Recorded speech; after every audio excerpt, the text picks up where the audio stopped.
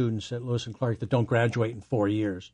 And when you think about that, calculating that into the cost of a school where you have trouble getting classes or they're crowded or whatever, it can be the right choice for many, many families. You know, you're right. And one thing about the small college experience is class size is smaller. And as you get into your upper junior and senior years, you can have, I remember my senior year, we had a senior journalism class. 4 of us would go to dinner at the professor's house once a week, and then you go work on your project. Next Monday night, we'd probably, that's when Monday Night Football started, so we'd go, hurry up and finish so we can watch. But no, Craig Singletary, I know you're out there. He still does the PA for Linfield at Maxwell Field.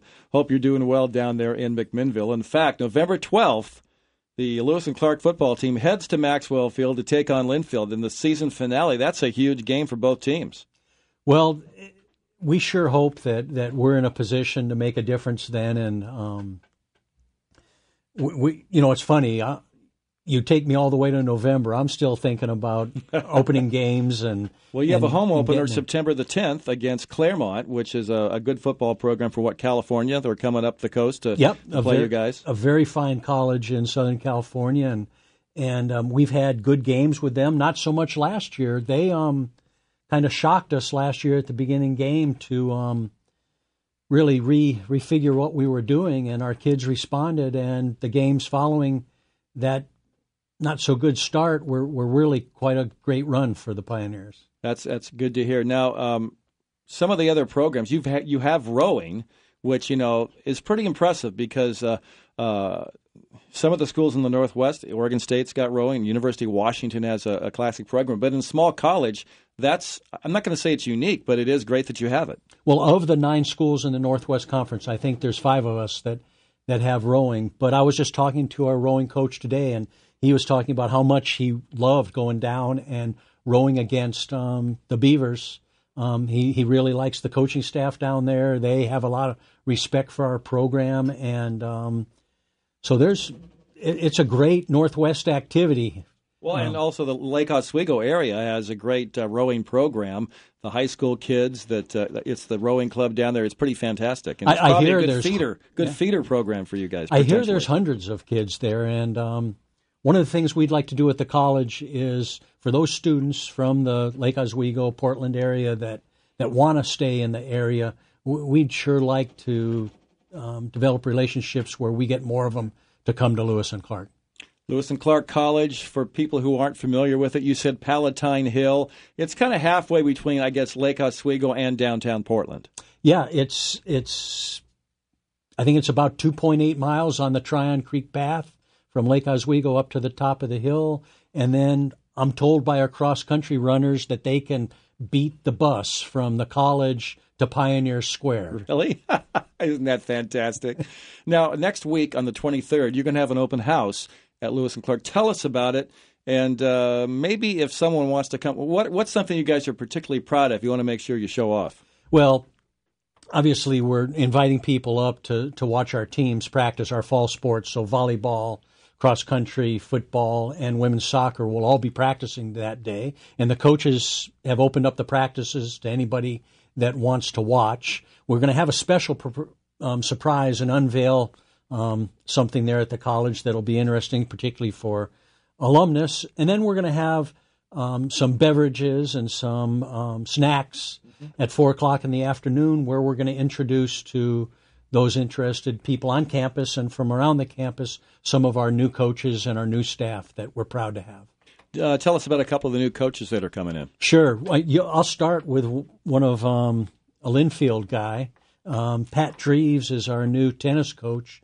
Coached the Linfield Wildcats to some conference championships in 2000. He played soccer there at Linfield. Oh, no, wow. I'm sorry, no. He played soccer at Whitworth. He coached tennis at Linfield. But he comes to us from the Spokane Athletic Club, has a lot of great involvement in tennis, is excited to be back here with his wife and 3 kids.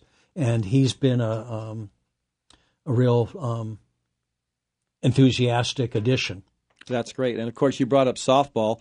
And, there's some great teams in the Northwest that I think Linfield won the national championship this year. Talk about your softball team.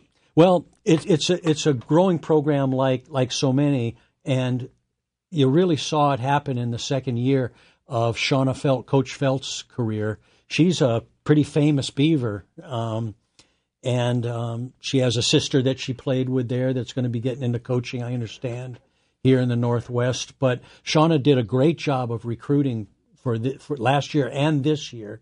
And it's usually in that second, third year where you see the coaching making a difference. And Shauna wants to compete with the Wildcats. And when you can compete with them, you know you're among the best in the country. Well, yeah, I mean, there are certain schools in D3, whether it's Findlay of Ohio, St. John's, Mount Union, Wisconsin, Stillwater, Whitewater. It's a different Wisconsin every time. It is, different isn't sports. it? They're very good. Stevens Point, whatever. Yeah. I mean, there's always a Wisconsin Oshkosh. team. Oshkosh. They're always battling, but that is pretty darn cool that you guys are having the open house. If people want to, is there a phone number or a website they should check out? Boy, the best thing that you can do when you're looking into anything about Lewis and Clark is go to www.lcpioneers.com. And it's a great website that Chris and Martin takes care of. Lots of interesting features and new stuff every day. Over 1 million people visited our website last year, and it really helps get around. But information on the open house and other events, upcoming events, including homecoming in October, are available on the website. Clark, what was it in your life that pushed you into athletic administration, and what do you like about it so much? Well, a lot of people ask me this story, particularly young people now that are wanting to get into the profession, and it's different. And I love talking to those people. But I remember I had to go to summer school to learn typing when I was 12, so that would have been... I did that, but after high school. Yeah. I went to summer school. And I never did really learn the typing. But one of the things we had to do was write an autobiography, and my mom reminded me... At 12? At 12, yeah. Wow. We had to write an autobiography, and my mom reminded me, she kept that autobiography sometime later and said, Clark, do you remember what you said you wanted to be in your autobiography? And I said, well, not really. And she pulled it out of a scrapbook or something, and I wanted to follow Bud Wilkinson coaching football at Oklahoma, I think. That's where he coached, yeah. Yeah, but then I did play football, but my I had a lot of great mentors, including a 7th and 8th grade PE teacher that coached every sport of all the 8th grade sports, and then he'd drive all the kids home in a bus. Wow. And I lived a block from school, but I would take the bus and go around the town with all the kids, and I'd talk to that coach. And then I met another coach that became a personal friend, was my coach in high school, best man at my wedding.